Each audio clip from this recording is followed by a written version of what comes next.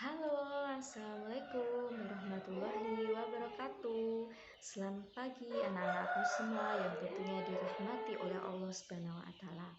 Pada hari ini, Bu Weni akan menyampaikan satu materi yang akan mengajak kalian untuk mengingat kembali bagaimana sejarah perumusan Pancasila dan pengesahannya sebagai dasar negara.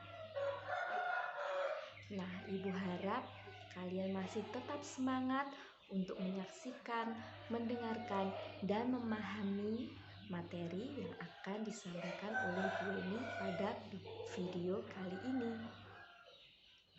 Nah, apa? Karena setelah kalian menyaksikan video ini, kalian harus mengerjakan sebuah tugas, yakni membuat ringkasan atau peta konsep terkait sejarah perumusan dan pengesahan Pancasila sebagai dasar negara. Sebelum kita lanjut pada materi yang akan saya ceritakan, kalian harus memahami dulu apa itu dasar negara. Apa ya kira-kira dasar negara? Dasar negara merupakan pedoman bagi setiap warga negara untuk bertingkah laku dalam kehidupan sehari-hari. Nah, dasar negara ini merupakan syarat wajib bagi suatu negara yang ingin merdeka. Untuk itu, para pendiri negara kita sangat bersemangat untuk mempersiapkan kemerdekaannya. Salah satunya dengan merumuskan dasar negara yang sekarang kita sebut sebagai Pancasila. Nah, agar kalian lebih tahu bagaimana sejarahnya, mari simak video Bu Weni kali ini. Selamat menyaksikan. Kalian tahu bahwa negara Indonesia merupakan negara yang kaya akan sumber daya alamnya, sehingga banyak negara-negara asing ingin menduduki negara Indonesia untuk dikuasai. Beberapa di antaranya adalah negara Belanda dan Jepang. Kedua negara ini menduduki negara Indonesia saling bergantian, di mana ketika Belanda kalah melawan Jepang dalam Perang Asia Timur Raya pada tahun 1942, Jepang akhirnya berhasil menduduki wilayah Indonesia. Kedatangan Jepang ke Indonesia seolah-olah menjadi teman untuk bangsa Indonesia. Namun, kenyataannya sama saja. Apa yang dilakukan Jepang di Indonesia menindas bangsa Indonesia. Seperti halnya perbudakan paksa, tanam paksa, dan pemaksaan. Nah, hal-hal tersebut tentunya menyengsarakan bagi bangsa Indonesia. Dan seiring berjalannya waktu, ternyata kedudukan Jepang di Indonesia terancam dengan kedatangan sekutu, di mana sekutu ini terdiri atas 3 negara, yakni Amerika Serikat, Belanda, dan Inggris. Ketiga negara ini yang bergabung menjadi sekutu ingin kembali menguasai wilayah Indonesia.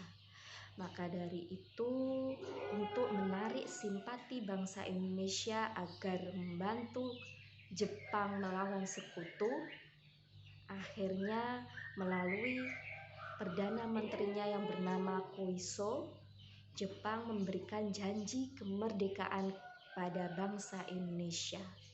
Janji tersebut diwujudkan dengan dibentuknya suatu organisasi, yakni pada tanggal 1 Maret tahun 1945 yang bernama BPUPKI atau Badan Penyelidik Usaha-Usaha Kemerdekaan Negara Indonesia, atau dalam bahasa Jepangnya bisa kalian sebut dengan Dokuritsu Junbi Chosakai.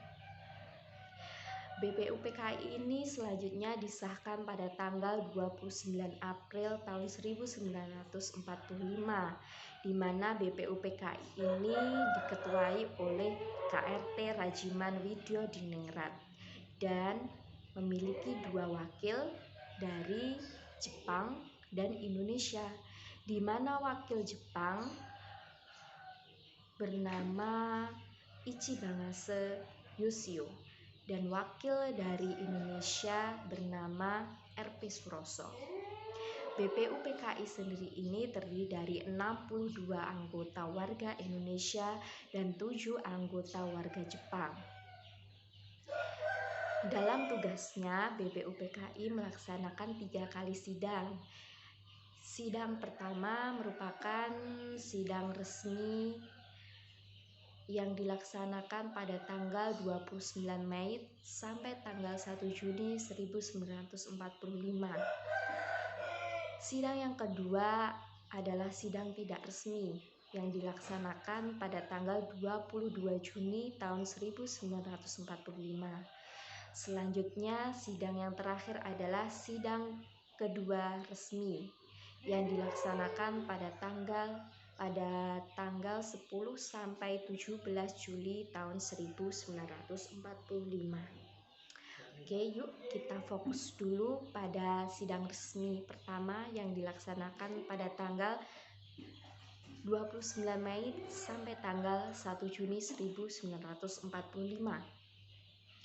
Pada sidang resmi pertama ini, BPUPKI bertugas untuk membahas tentang perumusan dasar negara, di mana dalam sidangnya ada 3 tokoh penting negara kita yang menyampaikan ide-idenya atau rumusannya terkait dengan dasar negara.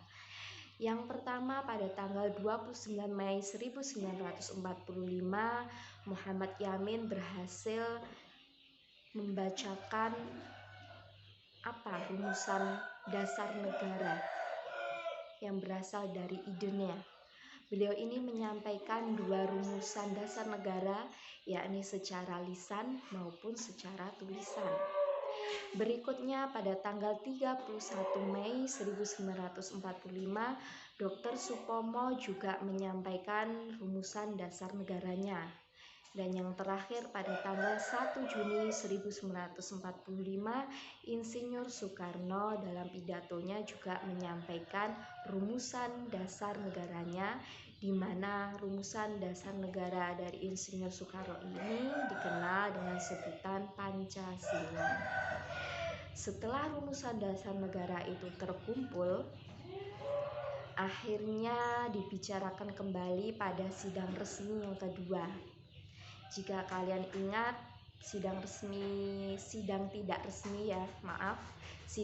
resmi ini dilaksanakan pada tanggal 22 Juni tahun 1905, di mana sebelumnya BPUPKI ini membuat sebuah panitia yang namanya panitia kecil yang bertugas untuk mengumpulkan dan memeriksa usulan-usulan dari para tokoh pendiri negara.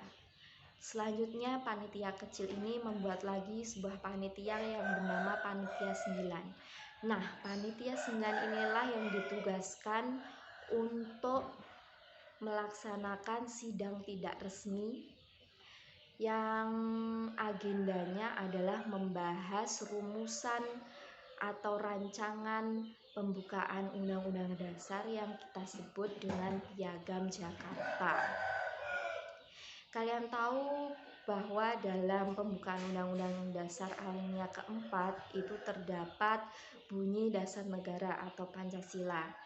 Nah, sama di Piagam Jakarta pun dalam alinea keempat juga disepakati rumusan dasar negara atau Pancasila ini, di mana bunyi dari Piagam Jakarta ini berbeda dengan Pancasila yang ada seperti saat ini. Perbedaan tersebut terdapat dalam sila yang pertama, di mana sila pertama ini berbunyi ketuhanan dengan berkewajiban menjalankan syariat Islam bagi pemeluk-pemeluknya. Setelah Piagam Jakarta ini disepakati, maka siaplah untuk disahkan, di mana pengesahan dasar negara ini dilakukan oleh sebuah organisasi berbeda, bukan BPUPKI lagi, tetapi bernama PPKI atau Panitia Persiapan Kemerdekaan Indonesia. Indonesia, di mana PPKI ini sendiri dibentuk pada tanggal 7 Agustus tahun 1945 yang diketuai oleh Insinyur Soekarno. PPKI terdiri dari 26 anggota yang semuanya berasal dari Indonesia. Nah, pada sidang pertama PPKI inilah dasar negara atau Pancasila ini disahkan, yakni pada tanggal 18 Agustus 1945.